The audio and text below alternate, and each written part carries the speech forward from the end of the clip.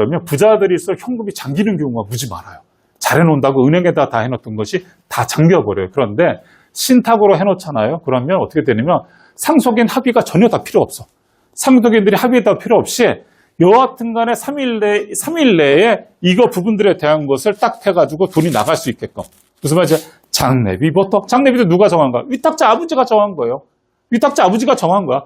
나 죽거든 삼성의료원 장례식장에 놓는데 연대 세브란스 병원에서 나 장례식장 거기다 해라. 그에 대한 장례비용 삼성의료원 4천만 원 부분들에 영동 세브란스 병원 3,500만 원 부분들에 대한 것은 바로 지급을 해줘라. 그걸 아버지가 설정하는 거예요. 보험금 청구권 신탁에서. 그래서 하게 되게 되면 합의가 필요 없어. 은행에 잠길 필요가 없는 거예요. 바로 나가주는 거예요. 본인이 결정하는 거야.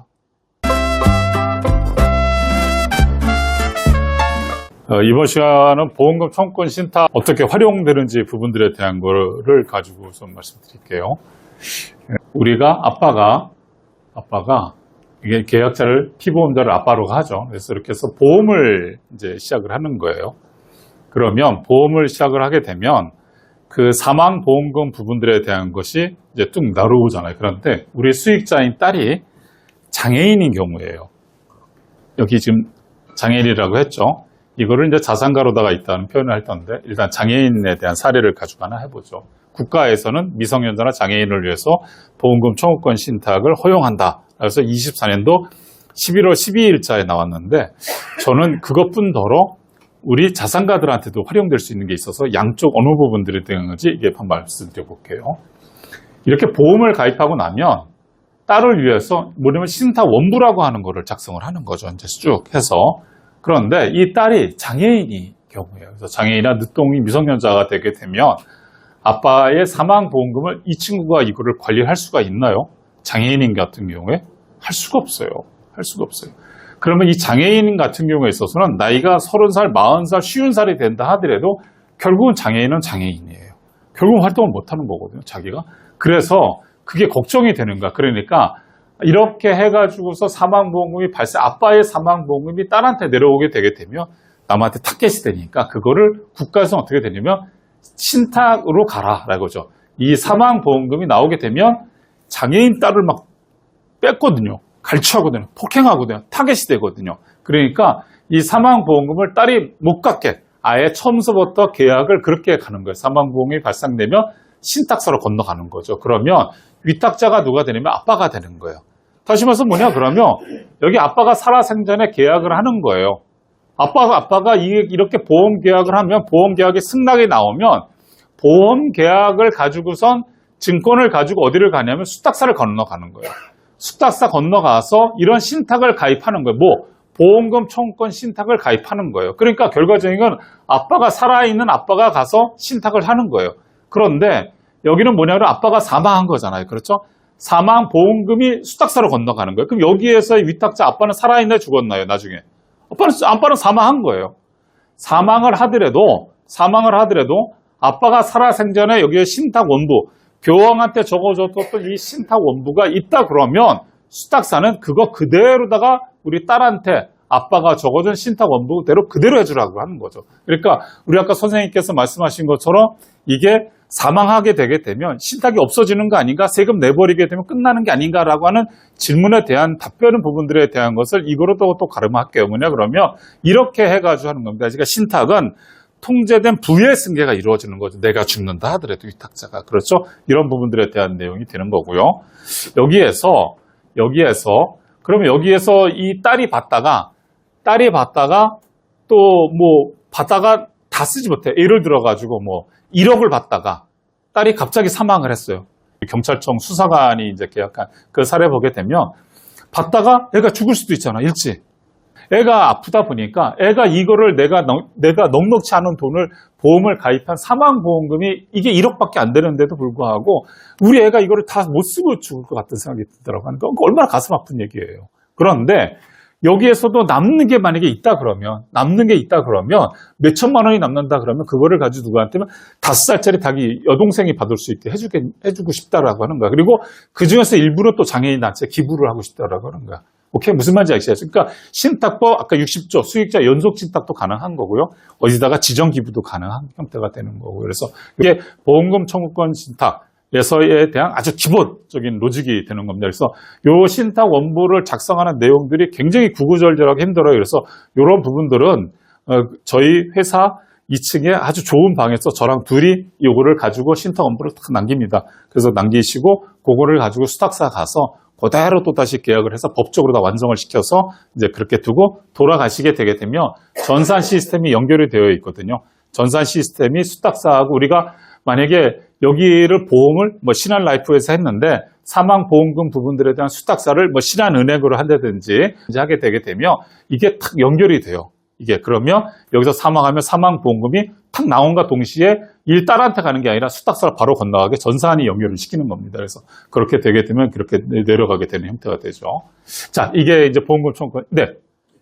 근데 물론 이제 저거는 이제 장애인 자녀인 경우인데 지금 현재상 지금 뭐 사회에서 문제되는 게 뭐냐면은 그 젊은 아이가 대학 같은 거 졸업하고 사회에 나가서 거기서 경쟁에서 처지니까 집에 들어가서 1년이 9년에는 안 나오는 거예요. 방 안에 들어가서. 그런 사람도 보호할 수 있게 부모가 참 안타깝죠. 네. 부모가 내가 진짜 만약 병들고 진짜 나쁜 데서 사망했을 때 그런 사람도 보호할 장애인 말고 그런 사람도 보호할 수 있는 됩니다. 됩니다. 뭐냐 그러면요. 제가 선생님 말씀 중에 이게 장애인이라고 해서 이렇게 말씀드렸지 않습니까? 그렇죠? 다시 말해서 뭐냐 그러면 이게 장애인이라고 제가 표현을 해서 장애인 강의를 했던 걸 갖고 왔다고 그랬지 않습니까? 그렇죠? 좀 이따가 보게 되시게 되면 이제 이해가 되실 거예요. 왜냐면 여기다가 그런 자녀들을 넣어도 되고요. 그런 자녀들을 넣어도 돼요. 그 자녀의 이름을 넣은 다음에 부모가 사망한 뒤에 근데 이런 것도 있어요. 뭐냐 그러면 자녀가 몇 살이면 어린애인 줄 알았었어요. 어린애인 줄 알았는데 자녀가 35살이래요. 아니 왜 그렇습니까? 그래서 깜짝 놀랐었죠. 계약을 하는데. 그런데 이 연세가 있으시니까 보험 계약에 들어갈 수 없는 나이가 있잖아요. 그렇죠? 뭐 80세 가까이 되면 보험 자체가 안 되니까. 근데 다행히 70세 했었는데 이런 분이 했어요. 그래서 왜 이러십니까? 그랬더니만 말 그대로다가 자기 애가 사업을 하다가 실패를 하니까 엉뚱하게 빠져 도박으로도 가고 그러다 보니까 거의 패가망신을 하다 보니까 이게 이제 채무가 발생된 거죠. 그런데 애가 굶어 죽지 않게끔 해주고 싶다라고 하는 거예요. 무슨 말인지 아시겠어요? 그런데 일반적인 보험인 같은 경우에서는 아버지가 만약에 사망해서 우리 아들이 받잖아요? 그러면 아들이 돈을 받으니까 이 아들에 대해서 누가 있는 거예요? 채권, 대부업체에서 그 돈 가져가는 거거든요? 그런데 이거를 가지고 신탁으로다가 해놓게 되게 되면 대부업체가 가져갈 수 있어요, 없어요? 못 가져가는 거예요. 그래서 제가 신탁 강의를 하고 났더니만 그 아버지께서 자기가 이걸 하겠다는 거예요. 피보험자를. 아니, 돈이 어디 있으십니까? 그러니까 자기 노후연금 받는 거 있대요. 거기다가 저 받는 거. 그러니까 부모는 뼈저리게 이게 자식을 위해 가지고 이 왼수지 이게 그래도 그 자식을 위해서 또 들어오는 거죠. 사랑하니까. 내 자녀니까. 그러니까 이게 지금 장애인이라고 제가 표현했을 뿐이지 사실 우리 누구든지 다 될 수 있는 거죠. 뭐냐면 이게 어떻게 돼 있는지 잠깐 좀 말씀드릴게요. 뭐냐 그러면 국가에서는요 요건을 만들었어요. 뭐냐 그러면 대상보험을 3천만 원 이상 다시 말해서 뭐냐면 사망보험금을 얼마 이상? 3천만 원 이상. 그러니까 1억, 3억, 5억, 10억, 100억, 1000억 아무 문제가 없어요. 아무 문제 없어요. 납부할 능력만 있으면 들어오라 이거죠. 대신 뭐냐 그러면 이건 어디다? 생명보험사만 돼요. 손해보험사는 안 되고 생명보험사의 종신하고 정기보험만 둘 중에 하나만 돼요. 무슨 말인지 아시겠어요? 그래서 이렇게 되는데 정기보험은 일정한 기간이 되면 정해진 기간이 끝나게 되면 사망보험이 없어지는 거거든요. 그러니까 이거 안 되잖아요. 무슨 말인지 아시겠어요? 그러다 보니까 종신보험으로다가 다 하시게 되는 형태가 되고요. 또 하나는 뭐냐 그러면 사망보험금을 1억을 했는데 대출금이 껴있으면 만약에 8천이 껴있어 그럼 사망보험이 2천만 원밖에 안 되잖아요. 그럼 안 되는 거야. 그러다 보니까 대출이 있어서도 안 되는 거예요. 혹시 여러분들 중에서 생명보험사에서 나 종신보험 가입해 놓은 게 있어. 그런데 내 자녀를 위해서 보험금 청구권 신탁으로 하고 싶어. 그러실 때에는요. 그냥 있게 되면 애한테 내려가는 거예요. 그럼 애가 말 그대로 어디다가 채권자가 생기거나 그렇게 돼버리게 되면 그 돈 뺏겨버리는 거거든요. 그랬을 때 그러지 않게 하기 위해서는 뭐냐면 여러분들 지금 종신보험 혹시 가입했던 것 중에서 있으거나 완납된 거 있으면은요. 빨리 이런 보험금 청구권 신탁으로다가 이렇게 만드세요. 계약자, 피보험자를 누구로 하는가? 본인으로 하시고. 무슨 말인지 아시겠어요? 수익자를 법정 상속인이 아니라 누구로 하는 거야? 우리 자녀로 넣는 거예요. 오케이? 이거 부분들에 대한 거다가 계약을 변경하시면 되는 거예요. 새로운 계약을 들어올 필요도 없이 있는 거라 그러면 그렇게 하시면 되는 거예요. 오케이. 그 다음에 계약의 주체가 계약자, 피보험자, 위탁자 뭐예요? 신탁이잖아요. 그래서 동일하게 하게 되는 거예요. 제가 이거 말씀드리는 거는 제가 말씀드리는 게 아니라 24년도 11월 12일자 금융위원회의 자료예요. 그거 그대로 말씀드리는 거예요. 수익자의 범위는 누구냐면 배우자, 직계, 존비속이에요. 직계, 존비속. 여기에, 그러니까 비속은 뭐예요? 여기에 배우자 및 상속인이잖아요. 우리가 상속에 대한 순위를 하게 되면 배우자 및 상속인이라는 표현을 쓰는데 민법에서는. 그런데 여기서는 뭐냐 그러면 배우자 및 직계 존비속이라는 표현을 써요. 이 여러분들 자식이 죽으면서 사망보험을 부모로 올려주는 사람이 몇 명 없잖아요. 그렇죠? 그런데 물론 그럴 수도 있죠. 자기가 사망했어. 사망했는데 상속인이 사망을 했어요. 자식이 먼저 가는 경우도 있잖아요. 그렇죠? 그럼 그 밑에 손주한테 내려가야 될 거 아니야. 그죠? 그리고 손주도 만약에 손주가 몸이 아파가지고 일찍 사망하면 그 밑으로 또 내려가야 될 거 아니겠어요? 그거는 뭐야? 이비인후 가서 코어처럼 계속 내려가야 될 거 아니겠어요? 그렇죠? 그래서 신탁법 제60조 수익자 연속 신탁이 되게끔 하기 위해서 여기를 상속인이 아니라 직계 존비속이라는 표현을 써야 된다라고 제가 그렇게 주장을 했었는데 이게 어떤 식이 이렇게 나왔어요. 그래서 제가 정부 애들도 이 얘기를 받아들였구나라고 하는 거죠. 그래서 이렇게 네 가지 조건이 있다 그러면 이렇게 하시면 돼요. 장애 아들이에요. 아들을 지켜라 해서 이분은 한 게 뭐냐 그러면 사망 즉시에 장례 비용하고 해서 한 2천만 원 정도를 내려달라 이거죠. 그래서 일단 애가 병원도 다녀야 되고 생활을 해야 되니까 사망보험금이 많지는 않지만 1억 원 부분들에 대한 거를 가지고 했는데 그 부분에 대한 거를 가지고 생활할 수 있게끔 급히 내려달라 이거죠. 그 다음에 정기상여비에서 이 부분들에 대한 거 해서 애한테 그 다음부터는 어떻게 되냐면 30만 원씩을 내려주라고 한 거예요. 그러면 이게 어떻게 되면 재원이 소진될 때까지. 오케이? 그러니까 재원이 소진되는 거니까 처음에 딱 사망하면 2천만 원이 딱 나가는 거예요. 2천만 원 나가고 2천만 원 나간 다음 버튼 어떻게 보면 30만 원씩 이렇게 나가기 시작하는 거예요. 그러면 재원 소진 때까지 나가는 형태가 되는 거예요. 그 다음에 애가 그러다가도 대학을 진학하거나 이렇게 되게 되면 그때 1,000만 원을 더 인출하게 해달라고 하는 거예요. 오케이? 무슨 말인지 아시겠어요? 그래서 이런 부분들에 대한 거를 가지고선 하는 게 이게 장애인 부모들이 가지고 있는 전형적인 형태가 되고요. 네. 이 부분들에 대한 거예요. 이게 뭐냐 그러면 복지사랑 제가 제 1차 시 때도 했었던데 목사님의 자제분이에요. 여성 목사님의 자제분. 그래서 보험금 청구권 신탁 계약을 다 하고 났는데 옆에 이제 사회복지사가 왔어요. 자제분의 사회복지사가 와가지고서 이렇게 듣고 있다가 뭐라 그랬냐 그러면 다 끝나고 났는데 갑자기 이 사람이 막 너무 죄스럽고 너무 좋은 게 왜 이제 나왔냐 그러면서 막 그러더라고요. 뭐냐 그러면 자기 이제 얘기를 하는 거예요. 자기 독백을 전태하더라고요. 자기는 자기가 보던 저기가 있었는데 부모가 동시에 어디 갔다 오시다가 동시에 교통사고 나와서 사망을 하신 경우가 돼요. 그러니까 30대 후반 38인가 하는 그 장애인 자녀가 다 알잖아요. 장애인이 모르는 거 아니에요. 장애인도 부모 안 계신 거고 다 알거든요. 그러니까 이게 괴로우니까 새벽에 길을 나왔다가 이 뺑소니 차에 치인 거예요. 그러다 보니까 치여서 병원은 갔는데 왔는데 자기한테 연락이 안 온 거야. 왜? 팔찌에 유일하게 있었던 전화번호가 그 사회복지사의 연락이었고. 근데 가서 사인을 하려다 보니까 사인하려다 보니까 수술에 대한 재정보증 사인이 있잖아요. 그러니까 그때 망설였다는 거야. 그런데 만약에 이 부모가 남기신 이 보험금 청구권 신탁이라는 게 있다라고 하는 걸 자기가 알았었으면 수술비 이런 게 나오는 게 있은 거를 가지고 했었던 거 알았지만 자기가 사인을 했었던데 자기가 그때 종교인으로서 자기가 절실한 남보다도 정말 모태 종교인이고 정말했던 거 그 다음에 거기다 사회복지사로 했는데 너무나 자기 스스로가 괴롭더라고요. 그래서 나갔다가 어떻게 하다가 들어와서 그렇게 사인을 하고 다행히 수술이 잘 되고 여러 가지 주변에서 도와줘가지고 마무리했지만 그때 자기 스스로가 부끄럽지 않겠다 그러면 이런 보험금 청구권 신탁이 있는 거 알았으면 자기가 사인했을 거다 이거죠. 왜? 수술비가 나오는 형태가 있으니까. 그래서 이런 부분들에 대한 거라면 이게 자녀의 생명줄이 아니었나라고 저한테 얘기를 하더라고요.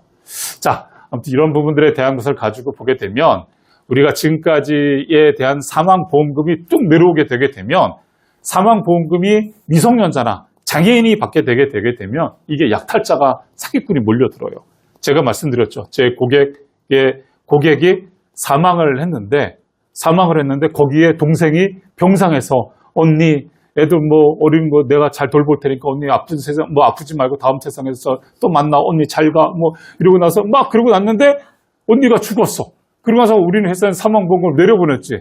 그러다가 지방 출장 가다가 생각이 나가지고 거기를 들렸더니만 아니 애를 좀 보여달라는데 그 이모가 애를 안 보여주는 거야. 그래서 애를 보여달라. 오랜만에 왔고 나는 더구나 또 사망보험을 지급했었던 담당자고 그러니까 당연히 볼 수도 있고 원래 환영받거든요. 원래 환영받거든요. 왜냐면 여러분들 보세요. 보험이라고 하는 부분들에 대한 걸 처음에 얘기했을 적에는 와 막 이러잖아요. 그런데 여러분들 그렇게 생각하지 마세요. 뭐냐 그러면 장례시장 가서 보세요. 장례시장 가서 보게 되면요. 일단 장의사가 와가지고 관은 어떤 거 썼으며 뭐를 어떤 거 썼어요. 돈 내놓으라고 돈 뜯어가잖아요. 그렇죠. 장례시장에서도 들어가죠. 변호사, 세무사들 와가지고선 뭐 얼마 적어야죠. 유언장 얼마 해서 얼마 가져가죠. 세무사 뭐 세무신고에 얼마 가져가죠. 다 그 슬픔에 잠겨져 있는 유족들한테 다 돈 뜯어가죠. 그러면 그 돈 뜯어갈 적에 어디다가 그거를 하겠어요. 아, 예, 언제 드릴게요. 예, 정신없잖아요. 그런데 딱 한 명은 환영받는 사람이 있어요. 들고 가는 거, 돈. 누가? 보험 설계사들은 돈을 들고 가요. 예? 10만 원, 20만 원짜리가 아니라 돈을 억 단위로다가 들고 가잖아요. 그러니까 그렇게에 대한 것이 아니야. 그런데 제가 갔어. 이상한 거야. 근데 나중에 보니까 이모부가 쭉 나타나 이모부 차가 바뀐 거야. 너무 밝아졌어. 이야, 정말. 그러니까 말이 안 되는 거죠. 그러니까 이런 부분들에 대한 거고요. 그 다음에 우리 장애인 협회에도 나온 것 중 뭐냐면 장애인한테 돈이 있다라고 하는 거는 87%가 폭행 갈취된다는 게 통계가 나와 있어요. 그래서 장애인 협회에 올라가서 보게 되면 어느 사이트에서는 애들이 금전을 갖고 있는 걸 알게 되면 87%가 폭행 갈취가 될 수 있으니까 그런 부분들에 대한 걸 잘 관리를 해 주십시오라고 아예 그게 나와 있어요. 오케이. 이런 부분들에 대한 거를 보험금 청구권 신탁이라고 하는 부분들을 딱 가지고 가게 되게 되면 어떻게 해야 되는가? 부모를 대신하고 부모는 돌아가셨으니까 신탁사가 부모를 대신해서 의료비, 건강비, 생활비 이런 부분들을 맞춤형으로 쪼개가지고 자녀한테 주는 거야. 평생이라고 얘기하지만 재원이 소진될 때까지라고 하는 거죠. 무슨 말인지 아시겠죠? 그래서 이런 부분들에 대한 거를 가지고 왔는데 우리 그 수사관이 하는 말은 그거예요. 우리 애한테 30만 원씩만 내려달라는 거죠. 그래서 제가 질문했어요. 왜 30만 원입니까? 그랬더니만 물가가 올라갈지 어떨지 모르겠지만 자기가 고생하면서 저갔을 적에 그때 쌀 사가지고 밥 해가지고 김치 말아먹으면 한 달 한 30만 원 있으면 될 것 같다고 우리 애한테 일단 생존을 해야 되니까 30만 원씩은 좀 내려달라고 얘기하더라고요. 그래서 알겠다고 해서 그렇게 해서 30만 원을 기록했죠. 매월 지급하는 거 대한 거. 자, 이런 부분들에 대한 것이 이제 지금까지 수익자는 누구냐에 따라서 전혀 달라져요. 그런데 이번에는 수익자 부분들에 대한 거를 자녀로다 집어넣는데 위탁자인 부모가 자산가라고 이제 입장을 좀 놓고 보죠. 명확하게 해보죠. 자산 계약자, 위탁자가 부모가 자산이 있는 사람들이 되는 경우를 보는 거예요. 아까 우리가 얘기했던 것처럼 뭐냐 그러면 자산가들의 고민은 뭐냐면 세금, 상속세는 뭐로 내리면 현금으로 납부해야 되거든요. 현금으로 납부하게 되어 있습니다. 그 중에서 부동산 자산이 우리나라는 거의 한 90%, 80, 90% 사실 거의 다 부동산 자산으로 되어 있지 않습니까? 그런 거를 가지고 6개월 내에 억 단위로다가 사실 세금을 납부를 해야 돼요. 자녀들이. 그러다 보니까 이 부분들에 대한 것들이 자녀들이 이게 납부하기가 쉽다? 굉장히 어려워요. 돈이 많은 자녀 집안들 말이에요. 제가 수백억 대에 간다는데 상속세를 납부하려고 그러는데 그 돈이 없대 애들이. 수십억의 상속세를 내야 되는데 왜 돈이 없습니까? 이랬더니만 말 그대로다가 그 애들이 부모가 돈이 많으시니까 애들한테 카드를 주는 거고 한 달에 한 100만 원 정도씩밖에 안 주는 거야. 돈을 통장한 거지. 애들이 막 쓸까 봐. 그리고 다 부모 통장에다가 다 놓고 계시다가 부모님이 사망을 했어요. 부모님이 사망을 해버리니까 이게 어떻게 되냐면 다 잠겨버린 형태가 되는 거야. 다 잠겨버리고 그중에 자식 하나가 있었는데 말 그대로 다 부모랑 싸우면서 집 나가 연락을 끊은 친구가 있는 거야. 그렇다 보니까 그 수십억, 수백억 대의 은행에 들어가 있었던 증권부터 시작해가 주식 이런 거 돈이 있음에도 불구하고 그 돈 찾을 수 있어요, 없어요? 못 찾는 거예요. 금고가 딱 잠겨버린 거야. 그리고 있는 자녀들은 말 그대로 다 못하는 형태가 되는 거예요. 그런데다 상속세 납부가 돼야 안 돼. 안 되는 거야. 왜? 상속인들이 다 와서 도장을 찍어야 되거든요. 여기서 뭐 이미 다 상을 치러보신 분들이 다 이제 계실 수도 있겠지만은 은행에 피상속인이 돌아가시고 은행에 가서 돈 찾으려고 해보세요. 상속인도 도장 다 찍어야 되는 거.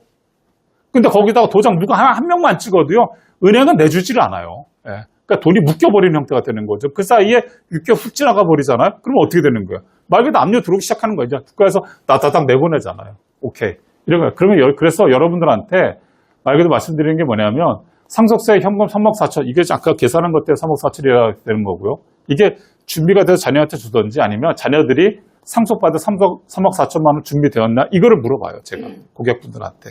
그래서 이런 부분에 대한 거 애들한테 증여를 해주시든지 풀어주시든지 아니면 신탁을 하시든지 이 부분들에 대한 걸 말씀을 드리게 되는 거죠. 자, 뭐냐 그러면 이거예요. 그러면 보험금 청구권 신탁이 어떠한 법적 지위를 가지고 있는지 여러분들이 보시면 알아요. 이게 상속세 부분들에 대한 것을 완벽하게 해결을 하는 부분들에 대한 솔루션 중에 하나예요. 그래서 자산가들한테 뭐냐 그러면 자녀들한테 혹독하게 애들을 돈 관리하고 애들을 혹독하게 저거 해주고 그리고 돈을 내가 쥐어주려면 부모님은 살아생전에 보험금 청구권 신탁만큼은 반드시 하셔야 된다. 그리고 애들한테 장래도 제대로 그러려면 말 그대로 어떻게 되냐? 은행 통장에다가 내 통장에다가 뭐 수백억 깔아놨어, 집어넣었어 이게 아니라 보험금 청구권 신탁해가지고서 내 장래 비용으로 몇 천만 원 내가 삼성의료원에서 장래를 내가 좀 받고 싶으면 내가 죽었지만 그러면 적어도 4천만 원 이상 부분들은 좀 해놓고 이렇게 가라 이거죠. 제가 강의할 때 그런 얘기합니다. 왜 그러냐 그러면은요. 보험금 청구권 신탁을 하면 계약자 피보험자는 부모님이시잖아요. 돌아가시잖아. 그런데 수익자는 누구예요? 우리 자녀잖아. 방에 처박혀 있는 자녀도 내 자식이란 말이에요. 얼마나 소중해요. 그런데 그 자식도 부모가 사망하게 되면 집에서 나올 수밖에 없는 거야. 나왔는데 이 부분들에 대한 걸 뭐 처리를 해야 될 거 아니겠어요. 애가 그 집안에서 납부할 돈이 없어가지고 하면 애가 그 집안에 들어가 있을 그 공간도 없어지는 거잖아요. 애가 언젠가 나올 수 있게끔 그 공간도 그래도 보장해 줘야 될 거 아니겠어요. 그러려면 계약자 피보험자 부모 사망하면 그게 누구한테 가는 거야? 애한테 가는 거야. 그 가는 부분들에 대한 거는 수익자의 고유 재산이에요. 수익자의 고유 재산이라고 하는 게 뭐냐 그러면 상속세는 납부하지만 이 고유 재산이야. 아버지가 빚을 지고 형제 중에 누가 빚을 졌다 하더라도 그거에 대해서 자식이 갖고 있는 그 사망보험금에 대해서는 어느 누구도 압류를 들어올 수가 없어요. 어느 누구도 들어올 상속인의 고유 재산이 되는 거예요. 그러니까 이거 괜찮은 것 같아. 무슨 말인지 아시겠어요? 거기다가 제가 말씀드렸잖아요. 수익자가 빚을 지고 있어도 신탁의 보험금 압류 강제 집행이 불가능한 거예요. 왜냐 그러면 이거를 가지고 뭐라 했어? 아버지가 딱 하자마자 이거를 가지고서 어떻게 된가? 보험금 청구권 신탁으로 걸어버렸잖아요. 일반 보험이었으면 여러분들이 알고 있는 일반 보험이었으면 사망한 사망보험금이 자녀한테 내려갔으면 채권자들이 와서 딱 잡아가거든요. 그 돈 가져가거든요. 일반 보험, 여러분들이 현재 지금까지 했었던 보험이라면 그렇게 되는데 이거 보험금 청구권 신탁은 신탁으로 맡겨놓기 때문에 사망한과 동시에 올라가는 거거든요. 그렇기 때문에 채권자가 와가지고선 압류를 못하는 거야. 아버지가 채무자건 아들이 채무자건 압류를 못하는 형태가 되는 거야. 그때서 올라가는 거예요. 그러면 이 부분들에 대한 걸 어떻게 될까? 그러면서 애가 말 그대로 거기에서 여기서 상속세 납부할 돈을 받게 해서 납부하든지 아니면 자녀의 생활비로 내려주든지 하게 되면 자녀가 거기를 지킬 수 있잖아요. 그 다음에 아까 말씀드린 것처럼 여러분들 보세요. 이게 문제가 뭐냐 그러면 부자들일수록 현금이 잠기는 경우가 무지 많아요. 잘해놓는다고 은행에다 다 해놓던 것이 다 잠겨버려요. 그런데 신탁으로 해놓잖아요. 그러면 어떻게 되냐면 상속인 합의가 전혀 다 필요 없어. 상속인들이 합의 다 필요 없이 여하튼 간에 3일 내에 이거 부분들에 대한 것을 딱 해가지고 돈이 나갈 수 있게끔. 무슨 말이지? 장례비부터. 장례비도 누가 정한 거야? 위탁자 아버지가 정한 거예요. 위탁자 아버지가 정한 거야. 나 죽거든 삼성의료원 장례식장에 놓주는데 연대 세브란스 병원에서 나 장례식장 거기다 해라. 그에 대한 장례비용 삼성의료원 4천만 원 부분들에 영동 세브란스 병원 3,500만 원 부분들에 대한 것은 바로 지급을 해줘라. 그걸 아버지가 설정하는 거예요. 보험금 청구권 신탁에서. 그래서 하게 되게 되면 합의가 필요 없어. 은행에 잠길 필요가 없는 거예요. 바로 나가주는 거예요. 본인이 결정하는 거야. 무슨 말인지 아시겠어요? 그러니까 보험금 청구권 신탁은 통제된 부의 승계 중에 대표적인 형태가 되는 거죠. 자녀도 지키고 자기도 지키는 형태가 되는 거죠. 자, 이거에 대해서 여러분들한테 좀 해서 쭉 보여드리게 되게 되면 일반적인 우리가 상속이 있고요. 부동산 상속이 있고 보험금 청구권 신탁에 대한 거를 가지고 여러분들이 궁금해 하실 것 같아서 한번 좀 정리를 좀 했습니다. 뭐냐 그러면 이게 이 인출 속도라고 제가 표현을 했는데 이거는 합의 시까지 불가해요. 여러분들 이거 가지고선 실제로다가 이거를 집행해 보신 분들 저처럼 상속에 대한 거를 가지고 해서 딱 마무리 져가지고 했었던 저랑 저희 아버지 돌아가시면서 제가 다 깔끔하게 정리를 했는데 이런 부분도 해보신 분들이 있으면은 이거 알 거예요. 이게 무슨 말인지. 그런데 어떻게 돼? 이게 되죠? 그 다음에 부동산 같은 거 어떻게 돼? 상속 일어나게 되게 되면 이게 굉장히 속도가 느릴 뿐더러 급하게 되는 거고 이게 사실은 필요하게 돼요. 왜 부동산 갖고 있으면 투용금으로 납부해야 되는데 부동산 100억짜리 준다고 상속세 5억짜리 내보다 90억 거실로 주지 않는다는 거 알잖아요. 그렇죠? 그러니까 여러분들 봐보세요. 그래도 급하게 내놓잖아요. 그럼 누가 사줄 줄 알아요? 계속 가격 꺾어리키죠. 그런데 보험금 청구권 신탁은 어떻게 3일 내에 나가요. 사망 진단서 있지 않습니까, 여러분들? 사망 진단서 가지고서 이 위탁자가 사망했어요 라고서 접수가 딱 하게 되게 되면 아버지가 처음에 만들어 놨었던 것 중에 뭐냐 그러면 내가 죽거든 사망의 장례를 치러야 되는 거니까 그 장례에 대해 가지고 나는 어디다 해놔 이렇게 했잖아요. 그러면 그거 데려다가 글로다가 돈을 써주든지 아니면 장남한테 아니면 장녀한테 그 돈을 써주게끔 아버지가 적어놓은 대로 그대로 가게 돼 있어요. 그러니까 이런 부분들에 대한 것을 봤을 때 보험금 청구권 신탁이 좀 맞다라고 하는 거고요. 세금의 재원 부분들에 대한 거 이거는 형모 확보가 되는 거죠. 뭐 말 그대로 다가 돌아가셔서 다 합의가 됐다면 돈이 나오는 거니까 좋아요. 그런데 부동산 같은 게 어때요? 금매를 해야 되잖아요. 금매를 해가지고서 이게 결국은 세금을 납부해야 되는 거잖아요. 그런데 이거는 필요가 없는 거예요. 뭐냐 그러면 아까 말씀드렸잖아요. 사망보험금이 쭉 올라가잖아요. 신탁사로 올라갔는데 그 중에서 사망보험금 뭐 10억, 5억, 10억, 100억 해놨다고 쳐요. 그러면 그 중에서 상속세 부분들에 대한 거를 저희가 다 미리 예상을 해요. 다 계산을 해서 한 얼마 정도가 되겠는데 그러면 5억 정도, 뭐 3억 정도, 5억 정도 이렇게 돼요. 그러면 그 상속세 납부 전용 계좌를 저희가 하나를 만들어 드려요. 사망보험금이 뚝 내려왔는데 신탁세로 올라간과 동시에 이 중에서 얼마 부분들에 대한 건 상속세 전용 계좌로다가 탁 묶어놔요. 그러다가 나중에 자녀들이 장사 치르고 난 다음에 상속세 납부할 거를 가지고서 해서 고지서 갖고 오잖아요. 고지서 갖고 오게 되게 되면 그거 그대로 납부를 해주는 거야. 그게 무슨 말인지 아시겠어요? 그러니까 이 부분들에 대한 걸 애들이 처음에 돈을 딱 일반적인 보험 나오게 되면 채권자가 가져간다든지 아니면 애들이 돈이 나오니까 6개월 뒤에 납부하면 되는 거니까 애들이 막 써버리거든요. 실제로 그날 가가지고 납부 못하는 경우가 무지하게 많거든요.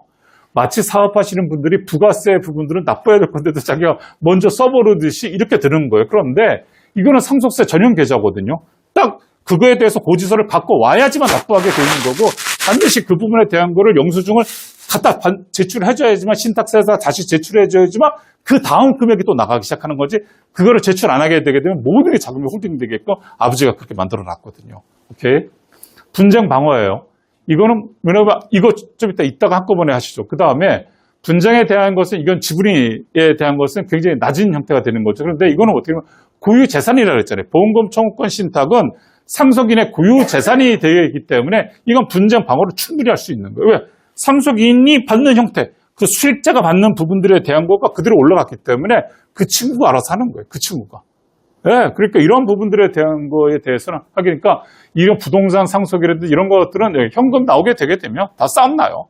현금 나오게 되게 되면 싸움 안 나는 집안이 없어요. 돈이 많은 집안들, 그 다음에 형제들이 많은 집안들 하게 되면요 100% 싸움이 나요. 누가?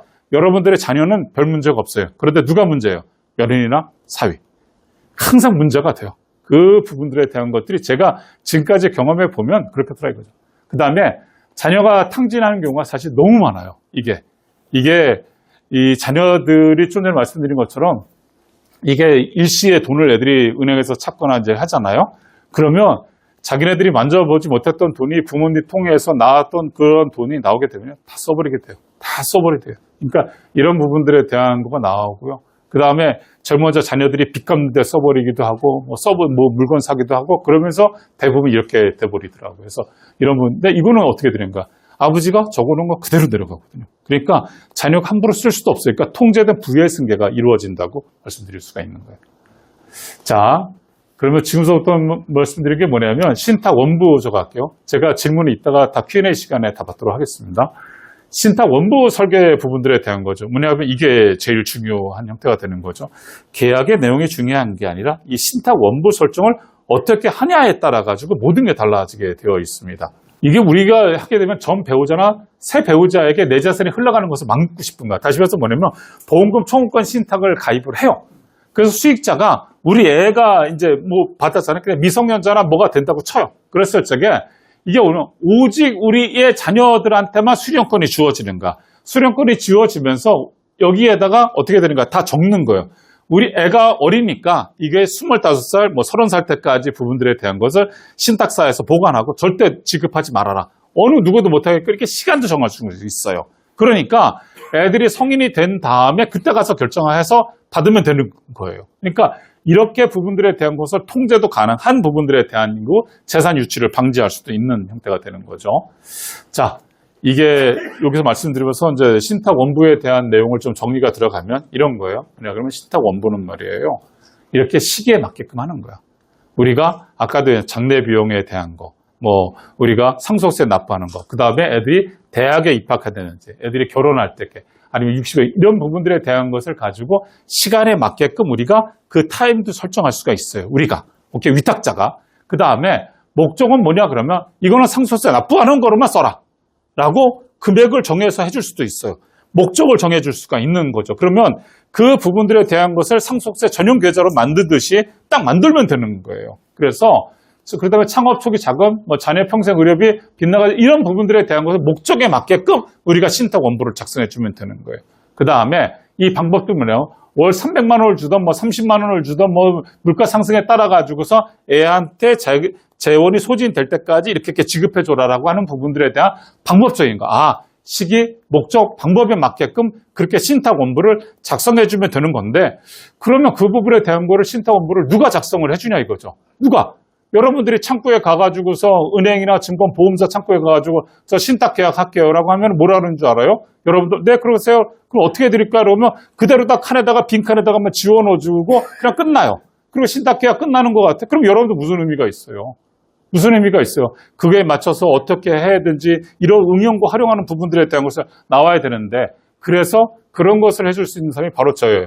제가 만든 부분들 트러스트 스페셜리스트라고 하는 저와 같은 사람 부분들에 대한 것이 뭐냐면 이게 신탁 원부가 단순한 이런 부분들에 대한 거를 가지고 하는 게 아니에요. 이건 뭐냐면 이 통섭의 종합예술이라고 저희가 표현을 합니다. 제가 어디 가서 강의를 하니까 어느 대학교 교수님께서 자기 교수라고 하면서 어느 대학교라고 여러분들 다 알만한 교수인데 저한테 그런 얘기 하더라고요. 이야 이사님께서 왜 그렇습니까? 그랬더니 이 통섭의 학문 중에서 이사님을 쫓아갈 수가 없다라고 하는 거죠. 뭐냐 그러면 통섭이라고 하는 거는 하나의 학문이 아니라 여러 개의 거를 다 모든 거를 다 통해 가지고 다 섭렵한 그런 부분들을 우리가 통섭이라고 표현하지 않습니까? 다시 말해서 맞습니다. 뭐냐 그러면 민법과 신탁부법도 상속 증여세법 모든 법에 대한 것을 가지고 이런 법적인 부분들에 대한 것도 알아야 되고요. 또 금융적인 것도 알아야 돼요. 뭐 30대 있는 친구들이 탁 공부한 다음에 제 강의 몇 번 듣고 가가지고 고객한테 가서 했대요. 그래가지고 실제 보험금 청구권 신탁을 계약을 해서 집어넣었대요. 그런데 고객이 열받아가지고 온 거야. 뭐냐 그러면 나중에 어떻게 된가 그런 부분들에 대한 계약했던 내용들하고 들으니까 신탁 원부가 너무 허접한 거야.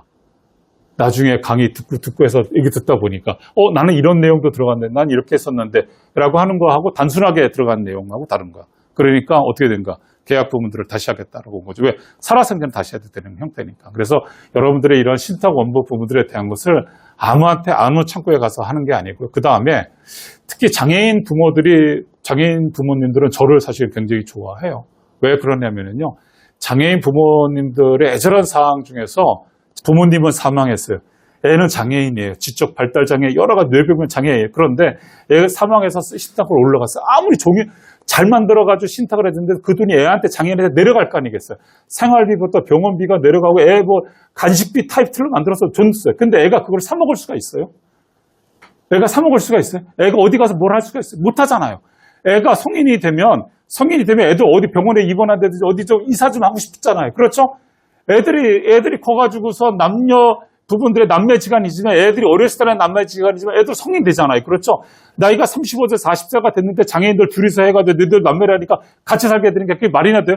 다 각자들도 방어도 줘야 되잖아요. 그렇죠? 그거 누가 해줘요? 그거 누가 해줘요? 누가 해주냐 이거죠? 바로 이거예요. 어느 고객이 제 강의를 들었던 에서 그 설계사가 어디 가가지고 계약을 그런 식으로 해서 그냥 해버린 거야. 근데 막상 들어보니까 진짜 부모가 사망한데 그거 누가 해주냐 이거죠.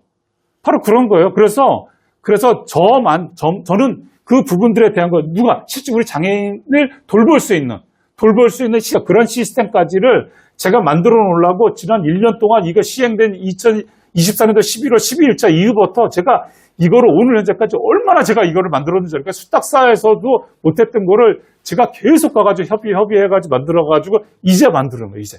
이제 간신히 틀을 만들어가가지고 그거에다가 고객들 집어넣는 형태니까 이게 트러스트 스페셜리스트 부분들에 대한 것을 여러분들이 그래서 찾아야 돼요. 이게 장애인을 예를 들지만 자산가들도 마찬가지가 되고요. 그 다음에 이런 부분들에 장사도 치러보고 다르거든요. 제가 여러분들 세상에서 제일 잘하는 게 뭔지 알아요? 그러면 여러분들이 뭐를 해야 되냐 그러면 이런 거예요. 여러분들이 가지고 계신 증권 같은 거 있으면 이런 거 분석해 보세요. 그 다음에 리스크 부분들에 대한 걸 체크해 보세요. 뭐냐 그러면 내 자녀들이 상속세 같은 거 가지고 싸움을 할 것인지 만약에 이런 부분들에 대한 내 자녀가 정말 이렇게 방구석에 처박혀 있는데 그래도 내 자식이잖아요. 내줄 수 없는 거잖아요. 그거 맞잖아요. 그러니까 그 자녀를 위해서 내가 어떻게 줄 것인지 그러니까 이런 부분들에 대한 거. 응? 이거 애들에 대해서 이거를 부모로서 고민한 다음에 그거를 어떻게 되냐 원고에다 남기는 거예요. 오케이. 그래서 이런 것 같이 트러스트 스페셜리스트 제가 그래서 항상 뭐 소개할 적에 K 신탁 저자 트러스트 스페셜리스트 박균입니다. 제가 그런 얘기 제가 항상 인사할 적에 그런 얘기 하잖아요. 신탁으로 행복한 세상을 만드는 K 신탁의 저자 트러스트 스페셜리스트 박균입니다. 제가 항상 인사를 드리잖아요. 트러스트 스페셜리스트 누가 만들면 제가 만드는 용어거든요. 예.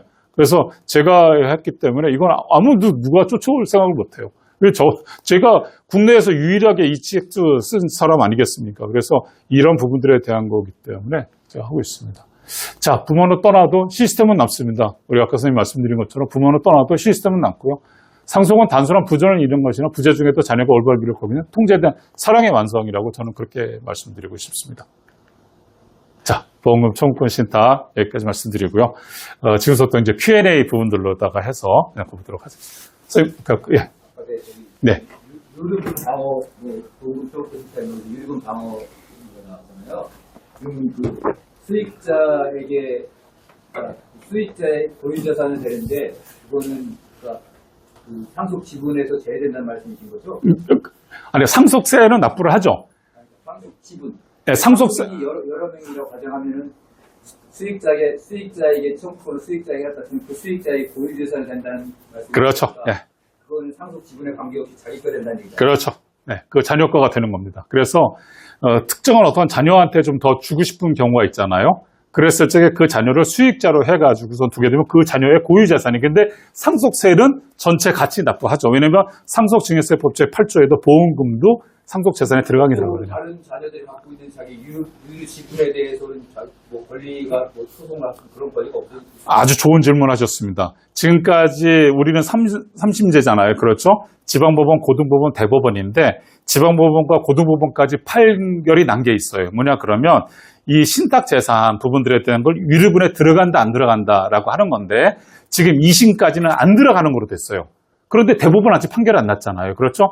그거를 2심까지 가지고 많은 사람들은 신탁 재산하게 되면 유류분이 안 들어간다라고 막 그렇게 하는 친구들이 있는데 그러면 그건 거짓말이고요. 아직 대법원 판결이 안 났으니까 뭐냐면 신탁 재산도 유류분에는 포함된다. 그러면 이거를 비껴가는 방법이 있어요. 이 유류분에 대해서 비껴가는 방법이 있습니다. 그래서 그 유류분 대응 전략이라고 해가지고 이 신탁 금액 부분들을 별도로 빼놓습니다. 그런 방법이 있어요. 그거는 저 같은 사람들이 그런 걸 만들어낼 수가 있습니다. 네. 네. 제가 만약에 신탁에 대해서 계획을 했고 네. 또 죽었어요. 네. 근데 제가 신탁을 했던 거에 대해서 아무도 가족이 몰라요. 네. 그 내용을. 네. 근데 내가 죽은 것을 신탁회사가 어떻게 알아요? 걱정을 안 하셔도 돼요. 이런 말씀드리면. 우리나라의 전산망이, 우리가 이제 여하튼 간에 우리는 주민등록 번호라는 게 있잖아요. 전 세계적으로다가 참 우리나라는 이 주민등록 번호라는 게 있지 않습니까? 상속인들이 이제 주민센터를 가든지 가가지고 사망 신고를 하지 않습니까? 사망 신고를 하게 되게 되면 우리나라는 서비스가 있어요. 아무 얘기 안 하고 사망했을 경우를 대비해서 우리나라는 뭐를 하냐면 원스톱 서비스라는 게 있습니다. 원스톱 서비스.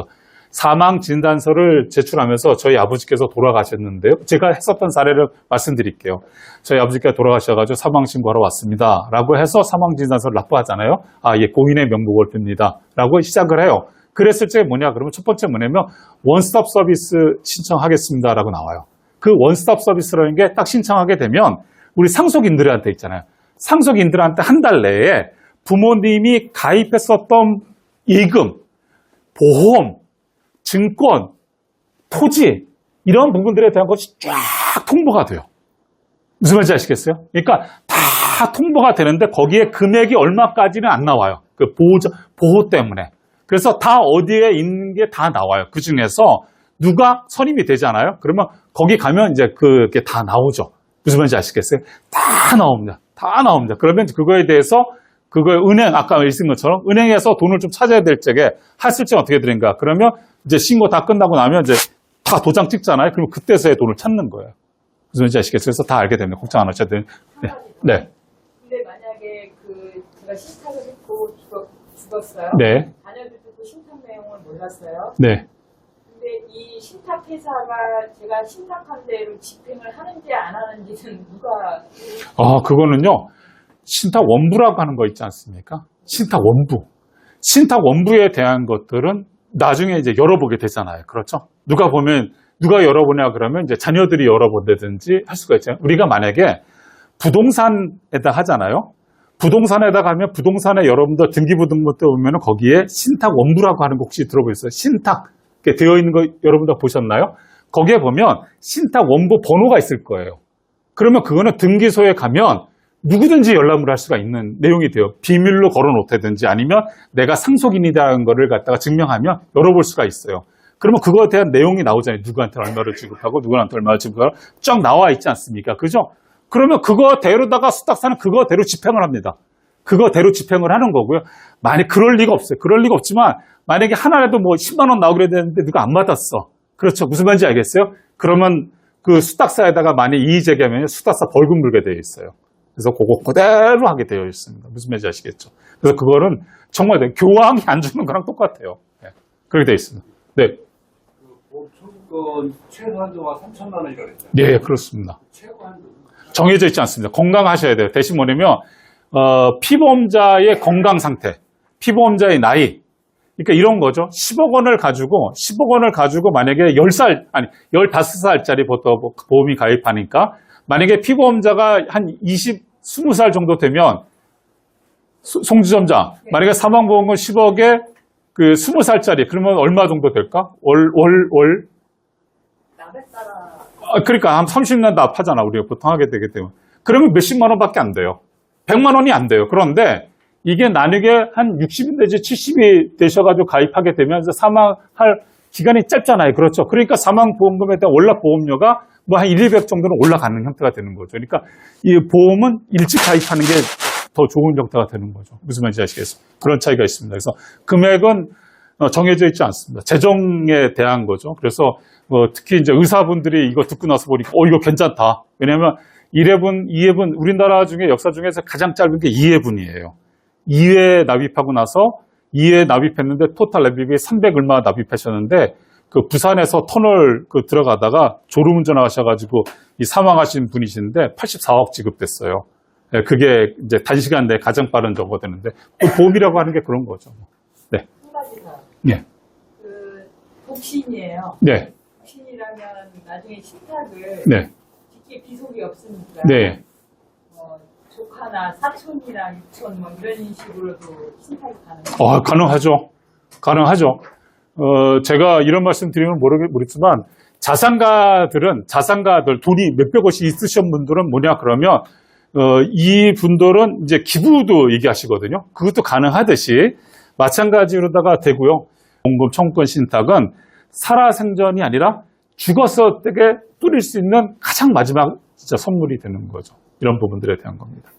그래서 여러분들께서 이 보험금 청구권 신탁이라든지 이제 이런 부분들에 대한 거가 너무 소중한 형태가 되는 거예요. 그리고 사실은 뭐냐 그러면 이게 장애인들 가서 강의하고 이렇게 되면은요. 질문하는 내용들 들어보면 너무 구구적 가슴 아픈 게 많아요. 그런데 그것만큼 소중한 거가 되는 거고요. 또 성인 자녀들 가가지고서 이렇게 막 가서 하잖아요. 그러면 내 아들놈이 막 몇 살인데 말이야 사업차 말아먹었어. 막 그래서 이거 어떻게 막 해가지고 자녀에 대해가지고 막 울분을 통해 그러면서 또 결론은 내 자식이거든. 그래서 또 그거에 대해 가지고 또 만들어 드려요. 또 해서 하고. 그래서 신탁은 어떤 식으로 내가 가지는데 내가 돈을 10억, 20억이 없잖아. 그런데 내가 200 내가 상가는 있어. 그러다 보니까 상가에서 나오는 임대료를 내가 쓰면은 좋은데 그거를 안 쓰고 그거를 보험으로 들어오시는 거야. 그래서 어디가 사망보험금이 올라가니까 납입한 것보다 훨씬 크잖아요. 그렇죠? 그러니까 내가 돈을 벌 수가 없는 대신에 그래야 신탁에서 보험금 청구 신탁을 하자. 이렇게 해서 보험을 가입을 하시는 거예요. 그러다 보면 납입하시는 거를 저희가 30년을 잡아요. 왜 그러냐면 그래야지만 보험료는 싼 대신에 사망보험금은 커지잖아요. 그렇죠? 그런데 그걸 다 납입 못하고 다 돌아가세요. 다 돌아가세요. 뭐. 자산을 가지고 있는 그 자산가가 네. 정신병을 앓고 있어요. 네. 조현병이나 이런 거. 네. 제대로 판단을 못했을 경우에 네. 자녀가 네. 대신해서 신탁을 할 수가 있나요? 그게 참 안타까운 거죠. 왜냐면 보험금 청구권 신탁을 들어올 수는 없고요. 만약에 병이 진단을 받았으면 무슨 말인지 아시겠죠? 진단을 받았으면 보험금 청구권 신탁 보피보험자로 들어볼 수가 없습니다. 대신 뭐냐 그러면 이 부모가 의사 판단을 할 수 있는 거는 되나요? 지금 현재? 가령. 가령 중증으로 하면 어렵습니다. 이게 그래서 특히 이제 치매 같은 거라든지 조현병 이런 것들은 진단을 느낌 이상할 때 초반에 해야지 이게 시간이 지나면 그러니까 그러다 보니까 사례가 자식들한테 내친 경우가 사실 많이 봤거든요. 그러니까 부모한테서 살아생전에 다 인출을 해버려요. 왜? 살아있으니까 이 검진은 살아있으니까 다 인감증명서 해가지고 자녀들은 아니까 싹 해가지고 현금화 시켜가지고 한 다음에 부모를 버리는 경우가 사실은 많이 있어서 이제 이런 것들이 사실 실질이 있으니까 그래서 그런 건 좀 아쉽네요 정말. 예. 기존에 종신보험이 있는데 네. 60세까지 다 납부가 돼 있어요. 예. 그러면 저걸 보험금 청구권 신탁으로 바꿀 수 있어요. 그럼요. 가능하죠. 대신 뭐냐면 대출이 있는 것만 상환하시면 돼요. 그래서 거기에 대출이 껴있다 그러면 법이 대출이 있으면 안 된다고 해놨지 않습니까? 그러니까 대출금만 상환하고서 갖고 오면 돼요. 그리고 계약자하고 피보험자 동일하게 하고 수익자는 자료를 갖다가 하든지 배우자를 넣든지 이렇게 하시면 되고요. 오케이? 자, 아무튼 오늘 강의가 상당히 좀 뜨겁고요. 다음 시간은 저희가 이제 4차 시 해가지고 마지막 시간이 되는데 유언 대용 신탁은 지금까지 했던 것보다 훨씬 높은 거예요. 아마도 지금까지의 모든 거를 다 받아내는 비결이 뭐냐면 그게 유언 대용 신탁이에요. 무슨 말인지 아시겠어요? 여러분들이 걱정하시는 치매부터 여러 가지 부분들에 대한 거. 그래서 지금까지는 나는 뭐 제너시스를 타고 왔어. 나는 뭐 포르쉐를 타고 왔어. 나는 BMW 타고 왔어. 라고 하는데 이 유언 대용 신탁은 뭐냐면 자동차 산업.